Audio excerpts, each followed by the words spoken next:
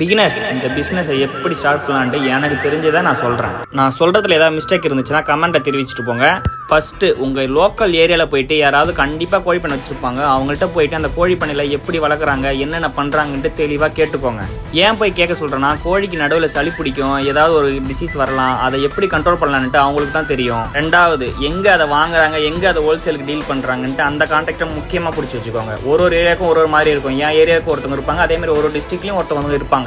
மூணாவது, முடிஞ்ச அளவுக்கு ஃபஸ்ட்டு ஒரு 2 பேட்ச் கம்பெனியில் விடுங்க. அவங்க தான் என்னென்ன பண்ணணும், என்னென்ன மருந்து எப்போ கொடுக்கணும்னு தெளிவாக அவங்களுக்கு சொல்லி தருவாங்க. அதில் கற்றுக்கிட்டு அதுக்கப்புறம் ஓனாக சிக்ஸ் வளர்க்க ஸ்டார்ட் பண்ணுங்க. இந்த சிக்ஸ் வளர்ப்பில் ப்ராஃபிட் இருக்கா, ப்ராஃபிட் இல்லைன்னு நிறைய பேர் என்கிட்ட என்கொயரி பண்ணியிருக்காங்க. எந்த பிஸ்னஸ் இருந்தாலும் ப்ராஃபிட் இல்லாமலாம் இருக்காது. அதில் வர ப்ராஃபிட் உங்களுக்கு போதுமா என்னன்ட்டு நீங்கள் தான் பார்த்துக்கணும். கம்பெனியில் விடுறதுக்கும் சொந்தமாக வளர்க்குறதுக்கும் என்ன டிஃப்ரென்ஸுன்ட்டு அதுக்கு ஒரு தனியாக வீடியோ போட நான் ரெடியாக இருக்கேன். உங்களுக்கு அந்த வீடியோ தேவைப்பட்டுச்சுன்னா கமெண்ட்டில் சொல்லிட்டு போங்க. நாளைக்கு அதை நான் போடுறேன். நன்றி.